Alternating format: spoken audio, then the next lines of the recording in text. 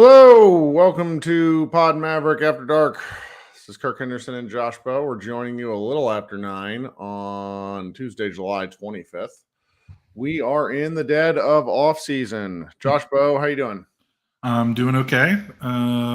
It is the dead of off season. I think we're just we're rolling right into this. There's not a lot of Mavs news, but we can find stuff to talk about today. Oh yeah, no, there's and always something to talk about. There's enough to kind of meander through to where I think we can have some good conversations. You know, the sometimes I judge like how much people are thinking Mavericks based off of the Mavs Moneyball Slack, which actually today was filled with a lot of like memes related to It's Always Sunny and our guy Jack going to see Oppenheimer and things of that nature. But it's nice to be talking. I meant to record on Friday, but like work just got in the way, so I'll try to figure out a way to do that this Friday, just so we can continue to talk to the fans about things that they're interested in. News wise, there's just not a ton going on. Today was the first game, like kind of friendly preparation for Slovenia against China.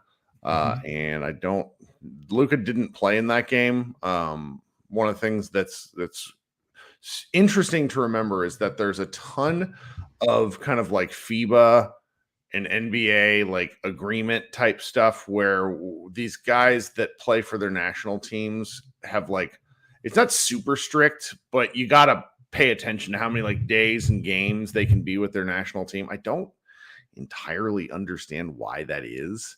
I'm sure some of our overseas commenters can tell basically what's going on with that.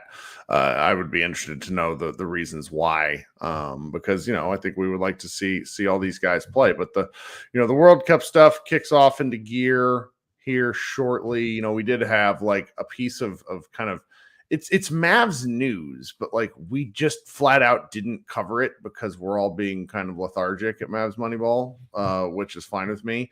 But the news that killed me was this totally bizarre riff and between Dennis Schroeder and Maxi Kleber, where Dennis, kind of mercurial Dennis, went on a podcast and basically accused Maxi of like kind of quitting on Germany last year.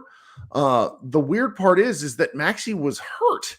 So it was like, it was truly, it didn't really make a lot of sense. And Maxi just kind of threw his hands up and said, okay, I'm just not going to, I don't want this to be a distraction. I'm just not going to play, try out and play for the team. And Germany's pretty loaded with NBA talent. So I don't think he would have really gotten much burn anyway.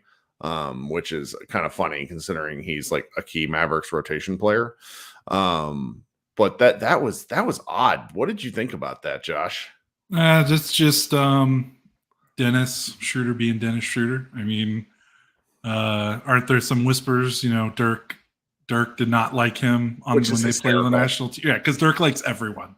I mean, Dirk will he will shake Dwayne Wade's hand and like be friendly with Dwayne Wade, but like somehow Dennis Schroeder is the one guy that like he just did not like. So I thought that was just kind of typical for him. Well, it's why Dennis is a bad guy. He's just he just likes to run his mouth. Self-awareness. Yeah. Like, remember, he turned down the 4 for $80 extension from the Lakers, and now he's playing on like a minimum deal with Toronto. Like, just odd. If I remember when he was in OKC, like I think he thought like he should be starting, even though Russell Westbrook was still there. Like he's always kind of had that. he's kind of like point guard Christian Wood in a way, maybe a little bit better. I mean, he's clearly a good basketball player. Right. Yeah. Do you remember last offseason? He was tearing it up. Yeah. In qualifying stuff, and all sorts of Mavs fans are like, why don't we go sign this guy? And this is this is why. And poor Maxi, because like you really dude, like I can't even imagine him playing international. Like he can already barely make it through an NBA season right now with the way his body is kind of aging. Like the idea of him playing an international schedule and then playing, an NBA, like I don't know. It was totally understandable for him. So that's why I don't know why Dennis got so upset about it. That was probably the weirdest part. It's like, dude, have you seen this? He had a torn hamstring last year. He was hurt a bunch the year before that. Like this guy probably cares a little bit more about preserving his NBA future right now because he probably doesn't know how many contracts he has left in his career. Yeah. And so just to kind of so Dwight Powell is also playing for the Canadian national team. He was in a pro AM up in Canada and had like a 35-point triple-double, which people I want to say it was SJ who posted the picture of it on Twitter. I missed it in Instagram entirely, and I had people asking if it was like photoshopped, which just absolutely killed me. The interesting part about these World Cup things is there's a ton of friendly tune-ups leading into it. So our own Meta Robinson, I woke up this morning to like 6 messages from her. She started looking into like when Slovenia was playing and then realized they were playing that day and then just basically compiled their schedule as it is right now. It's up on MavsMoneyball.com, but it's worth me sort of reading out in case you're interested, because I think a lot of us are basketball brained and we're thinking, all right, the various teams that are participating, will head to the Philippines at the end of August. So we're like, all right, we have a month to kill. What are we going to do for a month? What are the things we're going to argue about for a month? Well, here's the thing. If you're a true sicko, and I really do qualify anybody that's listening to this podcast in late July as that status, you can go find some of these games. So the Slovenian national team plays Greece in Slovenia on August 2nd. And as of right now, Luca and Giannis are both expected to play. And it's like, that's probably last year when Giannis Antetokounmpo played in Serbia against Jokic. It was one of the best games, like one of the best games of the year, period, because the atmosphere was just outstanding. And obviously I expect the Slovenians just to totally bring it. Let me see here. Then they play again in Athens 2 days later. And so I something about just the way those games are structured. I bet both guys will want to play both times, but I something about that just feels it's tough. Because again, like we're talking August 2nd, August 4th, they play again August 8th against Croatia. A lot of games. Then they head to Spain for August 11th. They go against Team USA August 12th. They play Japan August 19th. That is 1, 2, 3, 4, 5, 6, 7 games. These are friendlies. That's a lot of basketball.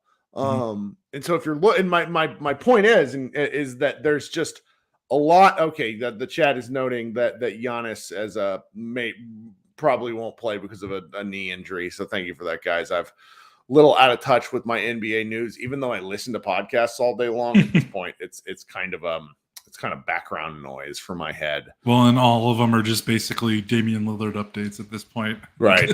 They're stretching that story out as long as they can. Which, I mean, shout out to Damian Lillard, who's probably he has been the most well-liked superstar in terms of media coverage. Like everybody just like gushes over him. Good guy by all accounts, but like what he's done here in this trade request and trying to force his way to a specific team has tested everyone's limits, including other players. Like Austin Rivers saying on a podcast that it's bad for the NBA is wild.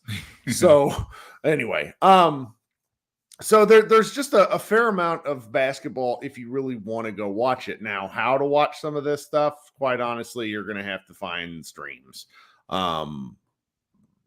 People on Twitter will probably share some things. It's a little bit difficult to watch some of these friendly related things, but it's It's worth it if you want to watch just a very different basketball environment, because these 40-minute games are a lot more like the pace can, really vary, but you cut 8 minutes off of an NBA game. You basically, the longer an NBA game is, the more likely the better team wins. But in 40-minute games, you have real chances for upsets. So these games can be really fun. And the World Cup, the World Cup should be on ESPN. And with it, these games being in the Philippines, it'll be at times where all of us should be able to watch. I mean, you might be getting up a little bit early, but that's fine. I watched the 2008 Olympics in the middle of the night. It was great. I don't know. I really like international basketball. The commentators are different. It makes me appreciate NBA refs, which is always hysterical. There's just, it's one of those things to where if you want to overread into Luca's fitness, go right on ahead. And I'm really looking forward to seeing what he looks like, because he's stated this, and we're just going to have to keep bringing it up. He's mentioned, I think playing for his country is more, it's more important to him on an emotional level than winning an NBA championship. And I respect the honesty, winning an Olympic gold, like winning an Olympic medal. I don't know if it was gold medal, but Olympic medal is really, really something.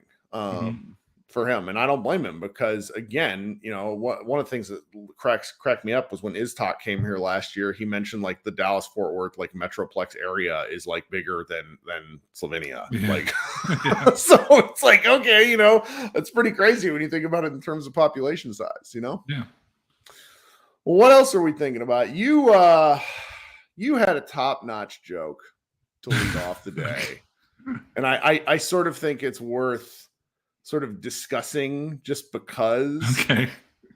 So why don't you don't got to explain your joke, but why don't you just sort of mention what you think is sort of going on in the Mavs social media sphere at this point in time? Yeah, I think and to be fair, it's not specific to the Mavs. No. I've saw a lot of people like, oh, this is what the Lakers fans are doing now, and this is what other teams and other sports are doing right now. I think it's just kind of natural for fans to just want the next move. It's like, you get excited. You want to be excited again. So I've just thought it's been funny the last 2 weeks how much chatter there has been over the remaining free agent pool. Guys like Kelly Oubre, Derek Jones Jr., and then, Jalen Noel, who got some additional interest because I think a Minnesota sports radio guy or Minnesota Wolves insider said something about how the Mavericks had interest in Noel. It's Noel, right? Or is it Noel? I don't know. I've never seen the guy play. He probably doesn't hear and lie. Yes. And it's very funny how all it takes is that, and all of a sudden you got 30 Mavs fans on Twitter, or you got Mavs fans on Twitter being like, I'm a big Noel guy. I want Noel. Never seen him play. You've only watched him when he's played the Mavericks. And to be fair, I think he had an 18-point game this season against Dallas, which is, follows the trend line of guys that kill the Mavericks and Mavericks are then interested in. So I get it, but it's also like we were at the bottom of the barrel. We were circling the drain. And the idea of adding another mid guard to a roster that has 6 guards at least already that would be better than him. I didn't really understand people running with that rumor, especially when it's not sourced from a Mavericks affiliated guy. Like if it was from McMahon or Stein or Cato or the guys that we trust that are usually on point with the Mavericks, I would get it. But a random Minnesota radio guy saying this, I'm just like, come on, guys. I know the off season is slowing down, but let's calm down a little bit. Because I think they're pretty much done unless just one of these trades open up for them. I don't think they're going to sign anyone. Yeah, and I don't either. And the trade element of this, so there's Stein reported a couple of weeks ago, maybe there's still something in Atlanta. That sort of feels like a staring match of who wants to give. And the Mavericks quite reasonably, in my opinion at least, have decided that they're not going to put the 2027 first, which is the last one they can trade right now, into anything that's in the current sphere. And I think that's I think that's fantastic because it sort of sets the baseline. Now, I was reading a lot of our comments. Love the comments to the video, by the way, guys. I read every comment that we have out there. I do understand the trepidation about the Mavs center rotation. I really, really understand that. But I think you just got to go with who, fans hate Dwight Powell or love Dwight Powell. There's kind of no in between. I think Lively will end up getting more burn. Grant Williams will probably play some 5 with Dallas going in kind of like wonky, like small-ish lineups, but maybe not like just kind of odd size positionally. Like you maybe play Maxi at, you have Grant guard the 5, Maxi guard a 4 with some help. Like there's some real interesting, like not kind of, frightening, I guess, to some fans, but the center thing is just not going to fix itself. I've been reading a lot of social media comments to this effect where it's some of our more hardcore online and active fans are sort of still disappointed in the front office that they didn't move on from McGee. As critical as I am all the time, I still am of the position that they did so much in one summer that I would have liked them to do more, but I have a hard time being critical because as much as, the McGee contract was the worst contract of the last offseason for any NBA team. Somebody in the chat, Patrick, is saying, how do we get rid of McGee? I mean, by all intents, they really might just waive him. Like he's not going to be on the team, according to a couple. Like I want to say it was Stein. Yeah. Like they're seeing if they can move him, but they can't. Like he's an awful contract, which was particularly weird because the Mavericks Instagram post had him in Spain doing some training. Like it was very odd. I'm just like, what is McGee training for? Like it's very, very frustrating with the McGee stuff. And I understand the fans' trepidation with it, but I'm just kind of, it is what it is. And I think, people are going to be, you'll have your growing pains with Lively, right? Right. I think the weird thing is, you talked about the staring contest that they're having, like with the Hawks. Like the Mavericks are in a position where they don't need to be desperate anymore because they kind of checked a lot of their boxes. Mm-hmm. They got Grant Williams, Exum and Curry. They were obviously guys that they were wanting to get in free agency. They got those guys. The only thing that they didn't get was Thibault, and to be honest, that's probably a good thing, despite what the Mavericks might feel about it. But, they got Lively and they got Prosper in the draft. Like, I don't see the urgency to trade for a center when you just use the 12th pick on a center. And I understand that Lively might not be able to start right away, but, like, Clint Capella's got, like, I think another 2 years on his contract. Like, that's not a position of concern for me. Like, I would rather just roll with Lively or roll with Dwight. It'd be one thing if they somehow, like, moved. I mean, I guess you got to move Tim to get him to a degree, but if you thought that Lively was the finished piece on turning this team from like a 4 seed or a 5 seed into a 2 seed, maybe you pull that trigger. Right. But right now, a lot of the if you were to rank the teams, the Mavericks are still in the play-in area. They just are. The thing about that is, like, when you remove Luca from last year's team, they were like bottom 10. Like, yeah, they tanked and got into the bottom 10, but like they were really extraordinarily awful last year. I still sort of hold my like weird hot take is that if they hadn't have traded for Kyrie, I think they might have like trudged forward and maybe finished like 9th or 8th in the West or figured something out. Or if Luca hadn't have hurt his heel, I think the Mavericks might have made the playoffs, like between those two things. But the team, the broader team, was really lacking. We all know that now, and that's okay.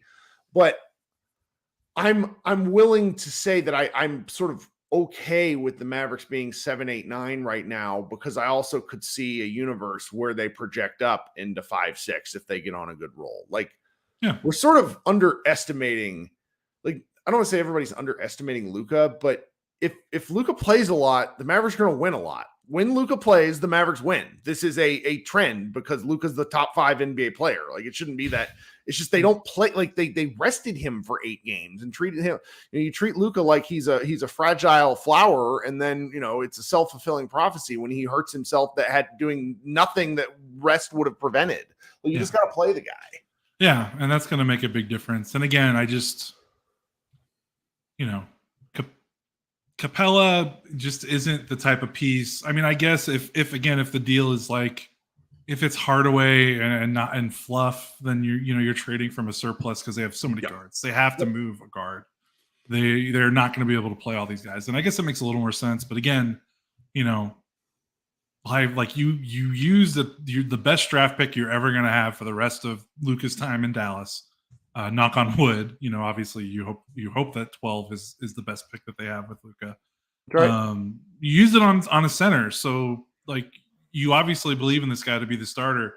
And I just this isn't baseball. He's not going to play in AA for 3 or 4 years before he will come up to speed and be ready to play maybe as soon as by like February of next year, being like a regular rotation 20-minute plus, per game guy.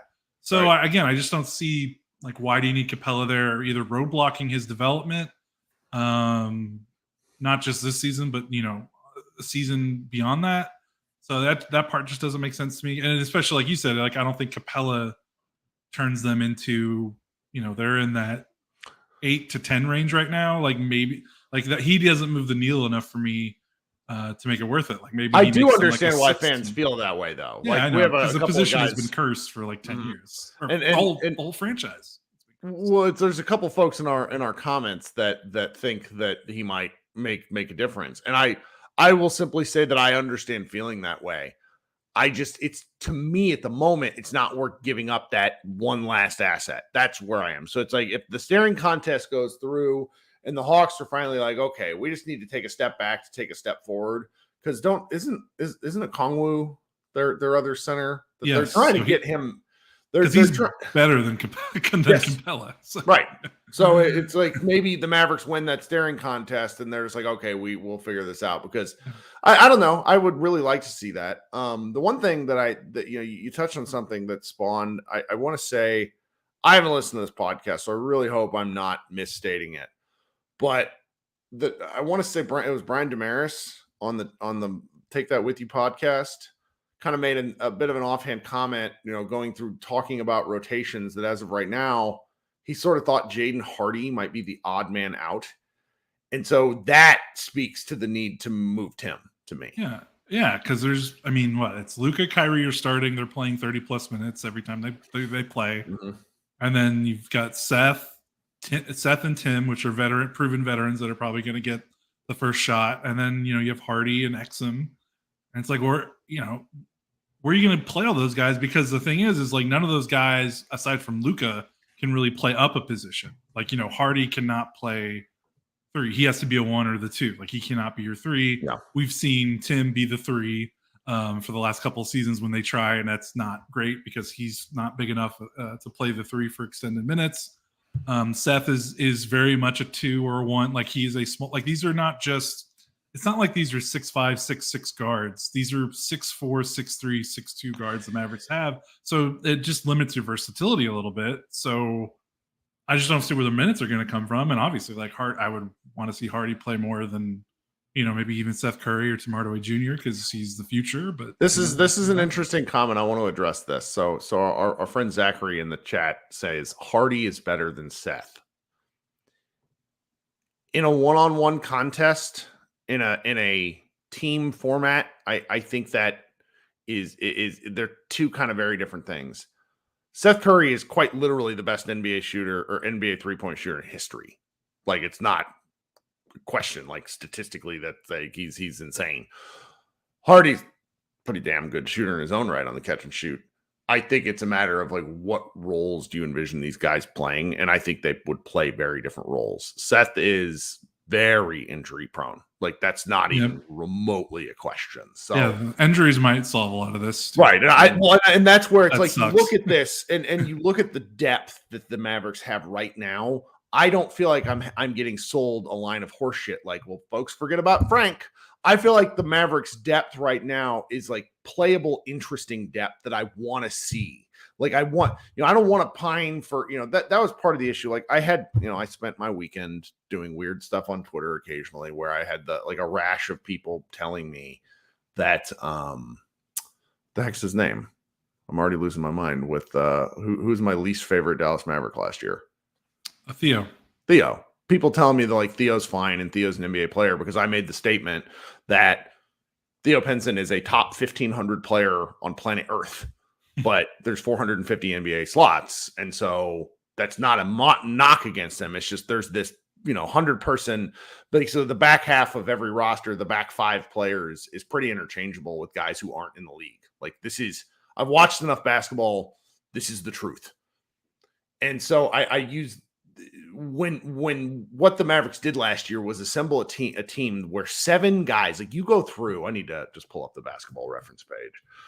Reference Dallas Mavericks. This is just great podcasting.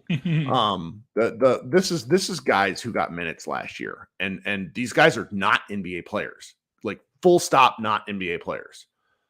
Campazzo, Tyler Dorsey, AJ Lawson, Frank Ntilikina, Theo Pinson, Chris Silva, Kimball Walker, McKinley Wright. The Dallas Mavericks had like 7 or 8 guys who were legitimately gray area NBA players at best. Now, what they've done this offseason, and this circles back to the Seth and to the Hardy and to the where the Mavericks are going, there's some depth there that I like, or at least that I'm interested in. Like Dante Exum is a big 6'5". He's a big 6'5". Grant Williams is a thick 6'6". All these guys have plus wingspans. Jaden Hardy has long arms. Josh Green is the only one who I don't believe is like his listed size. Actually, I don't think Jaden Hardy's 6'4" either. But they have really big wingspans. So it's like I'm interested in some of this stuff. And I think that makes the Mavericks at least different. Hopefully it makes them better. And I think like that depth over the course of the year will pay off in ways where it really chewed up the Mavericks in the margins. Because that's where Dallas, you did this at the end of the year looking at some of the lineups. They just got crushed in specific areas. And I'm hopeful that they've done enough to where, they win 4 to 5 more coin flip games than where they got. Yeah, and that's a good point. You do look at the logjam at guard, but now it's like, okay, we're last season where if Luca was out or if they needed to dip into the 12, 13, 14 spots on the roster, like you said, it was Theo, it was Frank, it was McKinley Wright. Now it's Seth Curry, Hardy, Exum. Like that is a legitimate like upgrade. Like, you look at their roster right now and while, they probably need some more like starting wing level talent. But I think you feel confident that if they have to go to the end of their bench in a case of like break glass in case of emergency, you feel a little bit more confident in those selections than you did a year ago. Yes, and that's a big win. Because remember we were talking about like it always felt like they didn't care. Like once they got past like spot 10 on the roster, it felt like they just kind of didn't care. I mean, they didn't care. Like that's like it's not a feeling. Like just again, Facundo Campazzo is a 5'10", 190-pound. Like when he was at his peak, he was an incredible basketball player. He's not at his peak. There's just no other way around that. Yeah. And you get guys like, so again, McKinley Wright filled in admirably. He tried his best, but they putting these guys.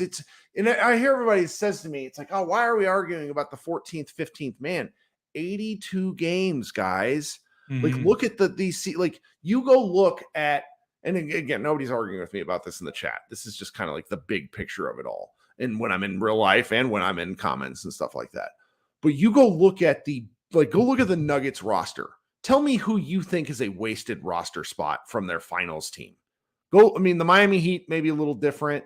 The Celtics are just a great example of this, where they had to make a business decision on losing like their 9th guy in Grant Williams, and he becomes the Mavericks' 4th best player. Yeah. Like this is the sort of stuff. So it's like when you bolster that back end, I feel like it maybe becomes a mild floor raiser. So somebody asked in the chat, are we buying into the Exum hype? And I'm like, no, But if he comes out and he looks decent, that's a huge win. Frank Ntilikina was never good. He had one good, like he guarded the crap out of Devin Booker in an important series, and I don't want to take that away from him. So in terms of being a 16-game player, he was very important to the Mavericks. But on a game-to-game basis, he was awful, unplayable, can't shoot, can't dribble, can't pass. He could defend, but it's just you can't, like, 2 seasons of that was enough for me. So I'm more than anything else, and this is probably just a rose-colored glasses, and again, from me of all people, I'm just looking forward to seeing new faces and new things. Yeah, for sure. I agree with that. I mean, that's what we've been wanting. The roster reached its expiration date, and they finally kind of put the new faces in there. And yeah, Exum, I don't know. I mean, it really is quite the upgrade over, the Frank spot, just thinking about, his overall game. I mean, and Exum was he was a much more highly regarded draft prospect coming into his draft than Frank was. So, he still has a lot of talent.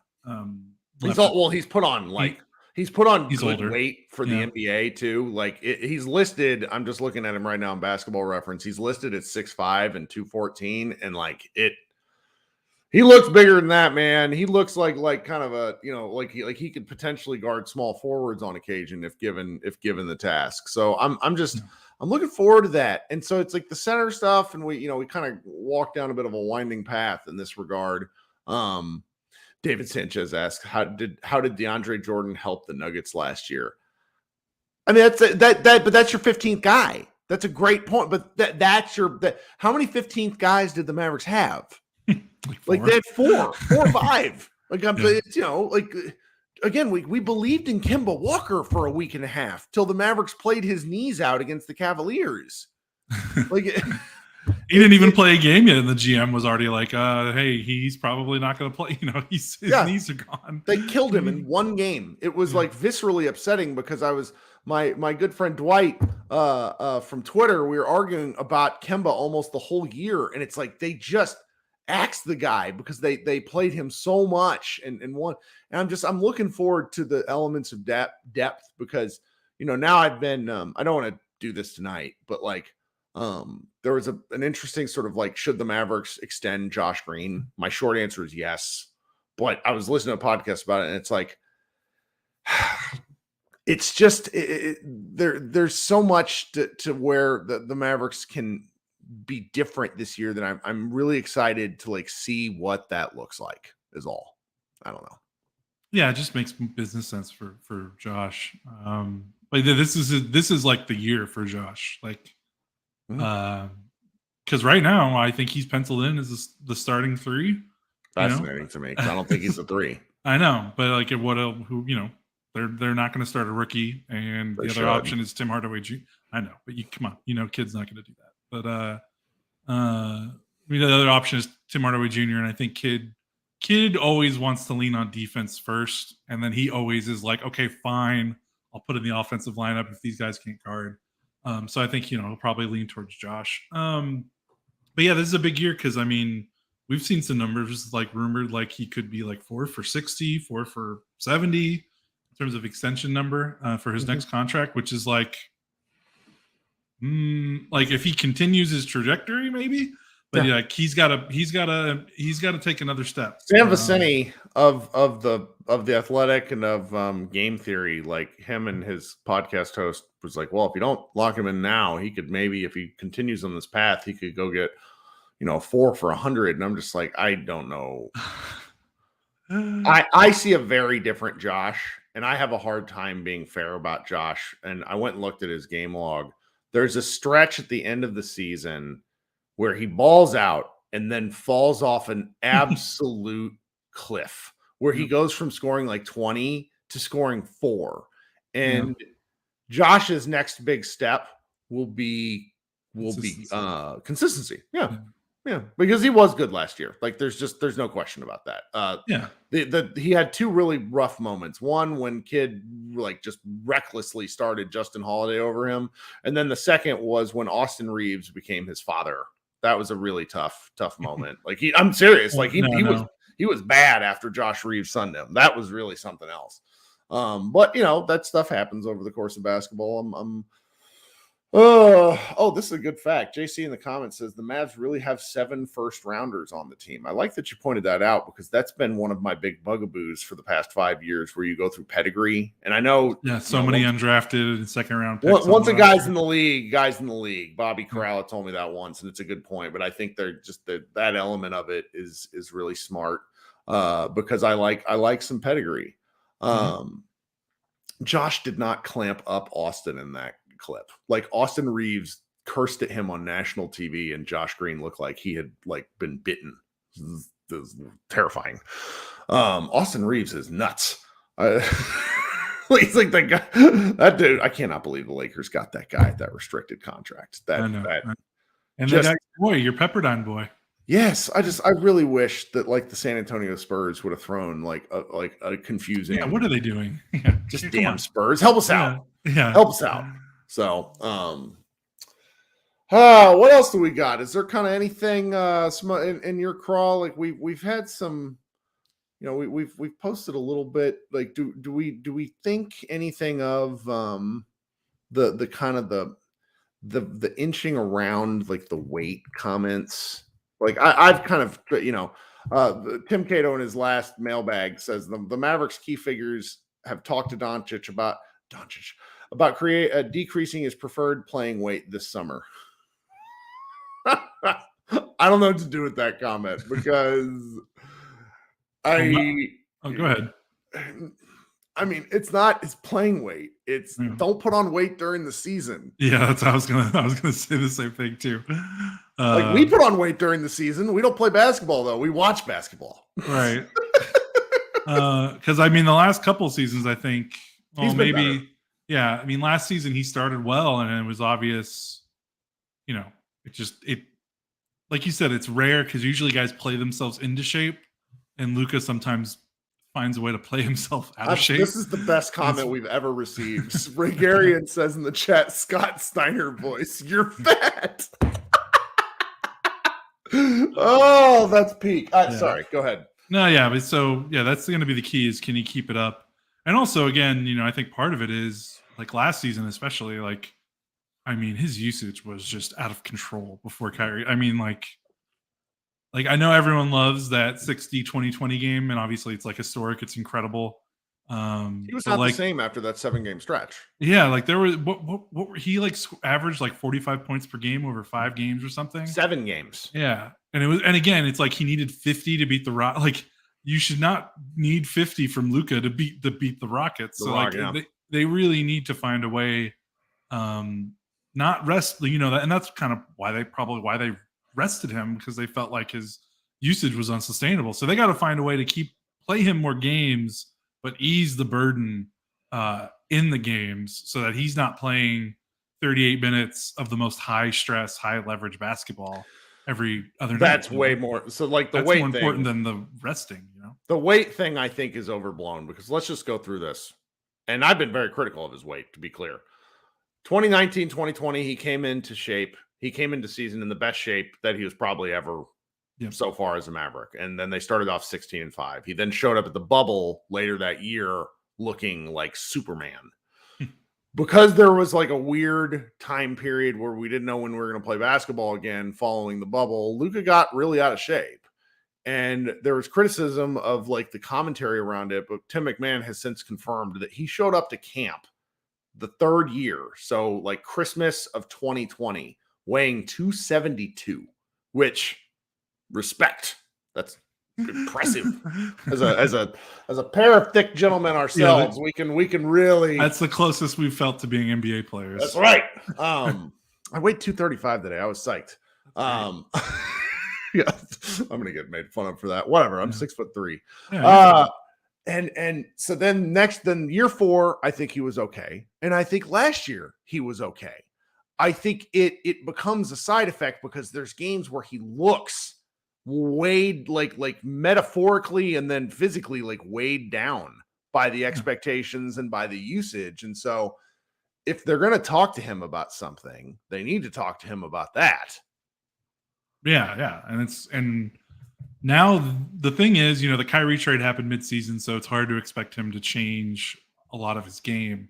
But you've got an off season, you've got training camp. Like this is the season where, like, Luca doesn't have help. Obviously, the roster still needs to be better. Like it's not a title contending roster, but he has a co-star, and he had a co-star. We didn't maybe know how good of a co-star he was, Jalen Brunson. But he's now had, between Brunson and Kyrie, those are two teammates that can shoulder the offensive burden. So we need to eventually see a shift, I think, from Luca to where he just doesn't have to do everything, but just just to preserve his own. But it's not Luca doesn't have to. Luca wants to do this. No, I know. That's the part that frustrates me. That's what has to change. I would really like it if they were like, look, man, instead of being a hammer in the first quarter, be a hammer in the fourth quarter. Let Kyrie Irving destroy teams in the opening period, run them ragged, and you be the Pied Piper, throwing passes up the court, rebounding, basically playing power forward, and let Kyrie go to work, because Kyrie's amazing in first quarters. Him and Luca were, I think, among the league's best first quarter scorers. And as brilliant as Kyrie was in occasional fourth quarters, but I think like using Luca as that hammer in the fourth is the way to go, where, okay, if his usage rate in fourth quarters is 35%, who cares? Who cares? You're crushing teams. So long as his usage isn't 38 in the first quarter. Bingo. Let it be in the low 20s and orchestrate and get people involved. And hopefully, to be fair to him, I think he tries, but it's just like, there have been times where nobody could dribble, but they don't have that problem anymore. That's the other aspect of it. So like before the Kyrie trade, I mean, yes, he likes to play like that, but also he had to. And then the Kyrie trade happens, and you're not going to get a giant stylistic change mid-season. These guys don't practice. Like they do shoot-arounds and walkthroughs. They just don't have time to practice with the way the NBA schedule is and trying to preserve bodies. So now that they've got a summer, they've got a training camp, like if it's still we're rolling out in October, November, December, and it's like the your turn, my turn, Kyrie sitting in the corner while Luca's doing everything, like then it's going to be like, okay, like we got to something, you got to change up something there. So. Woo!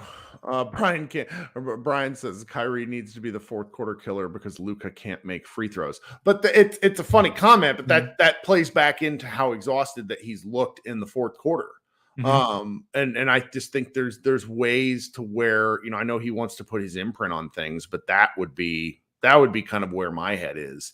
Obviously we'll be talking about this a ton, but he's got it like to me, the weight issue is much less interesting than the control issue. I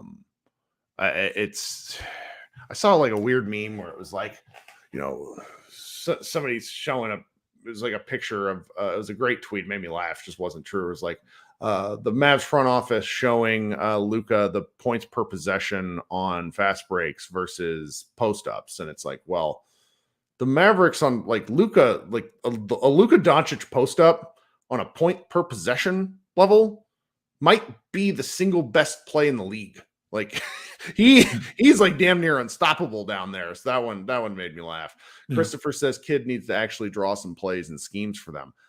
Luca has to run them is the thing. The man wants to run a high pick and roll and get the switch that he wants. Again, not a criticism because he's an offense unto himself. It's just there's elements of this where I would rather see that closing than starting. Yeah, I agree. So. Well, we rambled for 44 minutes. I think that's pretty good. I mean, I'm pleased with that. We're supposed to do 2 shows a week during the summer. I don't know, like Nick and Isaac, I think they have to do like 4, maybe 5 shows a week during the off season. Isn't it every weekday? Woo, brother. And that's tough. Like I've got like a list of things we could go to because I always kind of think about this, but what ends up happening is like Josh and I go about our work days and then we forget. And then I will message him almost every Monday. Hey, do you want to record tonight? And then he's like, no, because it's Monday. Like who wants to do more work on a Monday? Then today we get like halfway through it. We record and now we're here and we'll be back next week. Will Kid do a leadership council again? Oh my God. Great question. We should, let's just come up with leadership council ideas. I'll try to record a live show Friday. Record a live show, so we'll just be looking for that. I'll try to schedule it probably maybe mid-afternoon like I've been doing. Come on, we can talk basketball, ask me questions. Maybe I'll do a mailbag podcast, 'cause I know some people don't really like to hop on and do those sorts of things. We do have this email address, Pod Maverick podcast @gmail.com, if you would like to send us questions. I've not asked people to subscribe to the show. That would be very helpful. I should have done that earlier on. If you could, really appreciate it. We do lots of shows during the season right now. Josh and I are kind of mentally taking a little bit of a vacation, but we'll continue to pump out the content. There's a great story in Mavs Moneyball today about Jelly Walker. Our guy Doyle Raider, got to speak with him extensively. I really liked how that piece turned out. We have had some WNBA content from our man Christian, and I know that's not everybody's thing, but I like the fact that he's willing to write about it. We had a wonderfully funny piece about guessing where each Dallas Mavericks player sides on the Barbenheimer front. Love that a great deal. And then I think people I got 3 or 4 things turned in today that we're gonna have to dole out the next couple of days. Thank you so much, guys, for hanging out with us here. 91 people. I know we're not locked on Mavs. We don't do 30,000 views, which kudos to them. That's tons of work. Emergency podcast when we get Killian Hayes. God, yes, I promise. Yes. I promise. Ryan asked, are you going to do a new call for contributors to Mavs Moneyball?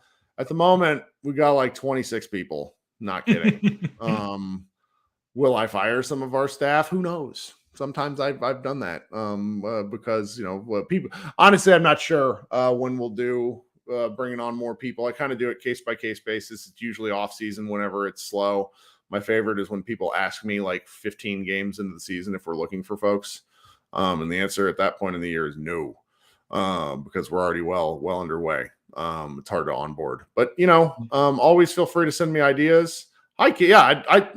We love Locked On Mavs, guys. Many people probably don't remember this because it was a long time ago, but Nick was with our site for like 2 years, posting. We before we got into shows ourselves, he actually would do an article and post every one on MavsMoneyball.com before he went to WFAA and do all that stuff. So we very much like those guys.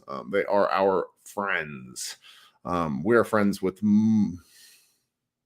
People hate me, but we're friends with most of the Mavs community because we just it should be that way. All right, I think that's enough rambling for me. I'm gonna go play some Diablo. Okay. Necromancer absolutely slaps, and I'm really pissed off at whoever told me to play Barbarian because I just beat my head up against the wall. Oh, I'm so sorry for you. It's all right. I'm a bone shard necromancer, and I just like rain hellfire, and I'm like, this is awesome. Yeah, there you go. Yes, someone in the chat says listen to Kevin. Go listen to Kevin Gray's show too. Him and our friend Grant are great. They're slightly biased. I really like all the different shows out there. Our guy Bibbs, him and Reese, they do the Mavs Outsider show. There's so many shows, and we did a pod, like a post on this earlier. I'm always happy to promote other people's work because there should be different voices. And I was having a conversation about this earlier this week. I really think like if you are like listening to the show and you want to do this, 21 going on 77. Thank you, Leo. Those are love me some SJ and Dwight. But if you are like thinking about podcasting, you should do it.